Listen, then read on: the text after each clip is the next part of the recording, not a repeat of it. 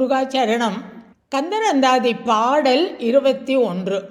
சிந்தா குல வரிசை பேரும் அப்படின்னு ஆரம்பிக்கிற பாடல்.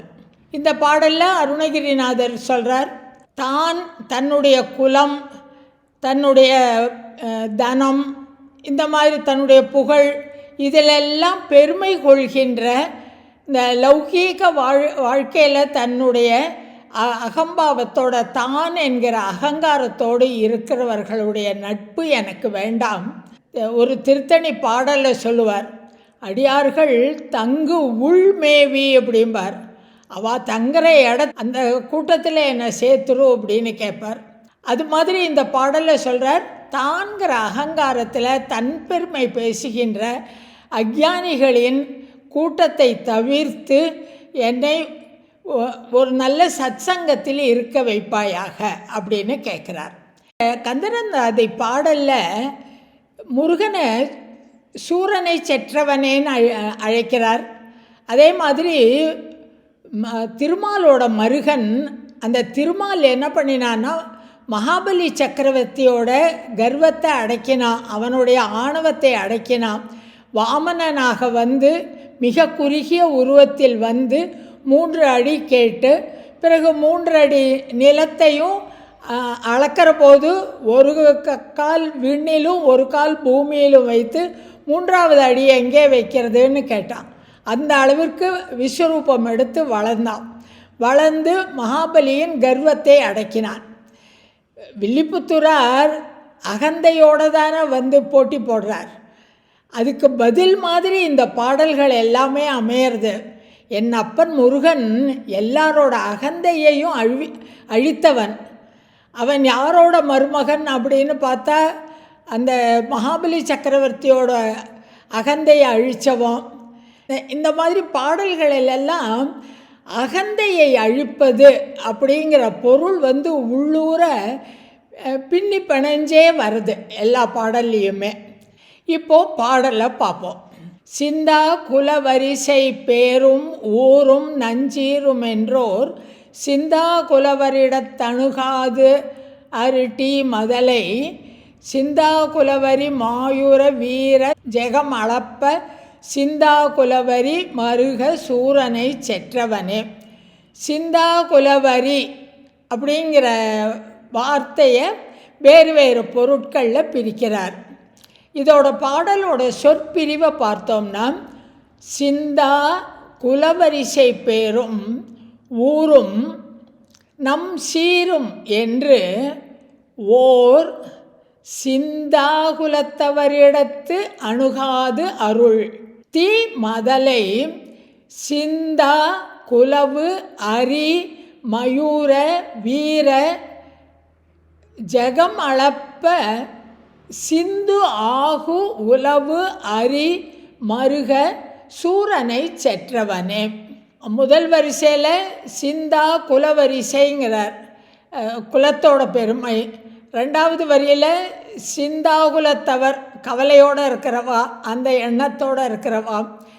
3வது வரிசையில் சிந்தாங்கிறதுக்கு கொடின்னு அர்த்தம் கொடுக்குறார்.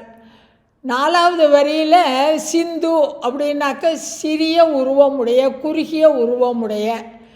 இப்போது பாட்டுக்கு பதம் பொருள் பார்ப்போம்.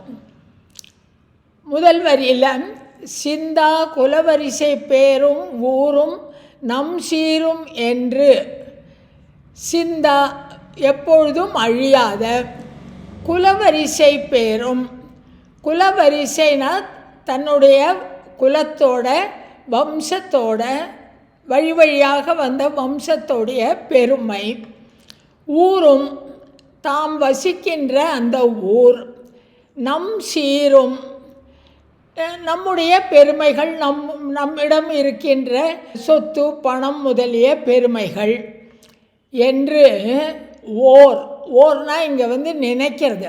அதையே பற்றி நினைத்து கொண்டு தன்னோட குலம், நான் ஒரு பெரிய பரம்பரையில் வந்திருக்கேன், எங்கிட்ட நிறைய பணம் இருக்குது, எனக்கு ரொம்ப புகழ் இருக்குது, நான் இருந்த ஊர் வந்து அப்பேற்பட்ட ஊர், இந்த மாதிரி ஊர் பேர் எல்லாத்துக்கும் ஒரு தான்கிற அகங்காரத்தை கொடுத்துண்டு அப்படி இருக்கிற சிந்தாகுலவரிடத்து அணுகாதே அருள்.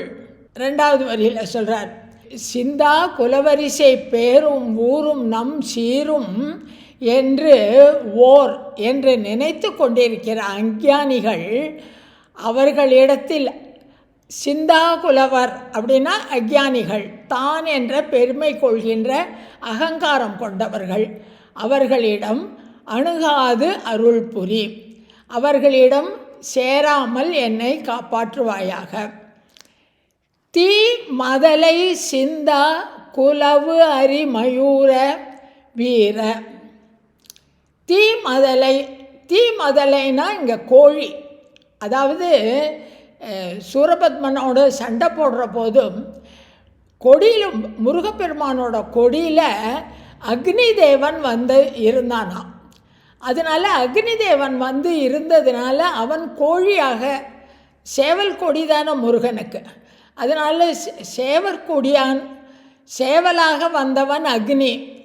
அதனால் தீ மதலை அப்படிங்கிறார். அக்னி குழந்தையாக இருந்த கோழி, அந்த கோழியை கொடியாக கொண்டவன். சிந்தா அப்படின்னா கொடி. அந்த கோழி கொடியை கொண்ட குலவு அரி மயூர. குலவுனா வேகமாக பறக்கின்ற, பெருமையுடன் விளங்குகின்ற. அரினா இந்த இடத்துல மரகத பச்சை நிறத்தில் இருக்கும் மயூர, மயில் வாகனத்தில் இருக்கின்ற வீர முருகப்பெருமானே. பச்சை நிறமுள்ள மயிலின் மீது அமர்ந்துள்ள முருகா, அக்னி குழந்தை போல இருக்கின்ற கோழி கொடியை கொண்ட முருகப்பெருமானே, நீ எனக்கு சிந்தாகுலத்தவரிடம் அணுகாமல் அருள் புரி. முருகனை மேற்கொண்டு வர்ணிக்கிற போது அடுத்த வரிகளில் ஜெகம் அளப்ப சிந்து ஆகு உலவு அரி. அரினா விஷ்ணு நாராயணன். ஜெகம் அளப்ப, இந்த உலகத்தை அளப்பதற்காக சிந்து ஆகு, சிறிய உருவம் எடுத்த வாமனாவதாரத்தை சொல்கிறார். மகாபலி கிட்ட போய் 3 அடி கேட்குறார். 3 அடி கேட்குற போது அவர் மிகச்சிறிய குறுகிய உருவம் கொண்டவராக இருந்தார். அதை இங்கே சொல்கிறார். ஜெகம் அளப்ப சிந்து ஆகு, மிக குறுகிய வடிவத்தில் வந்து உலவு தோன்றிய ஹரி மருக, அந்த திருமாலுடைய மருமகனே, சூரனை செற்றவனே, சூரபத்மனை அழித்தவனே.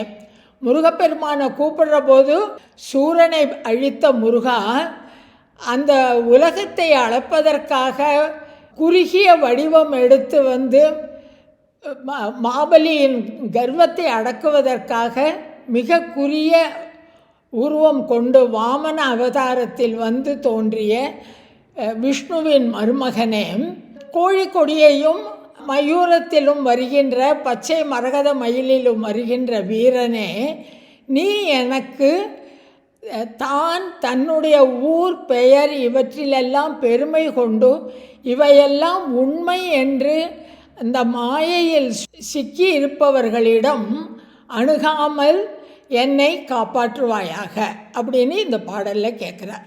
முருகாச்சரணம்.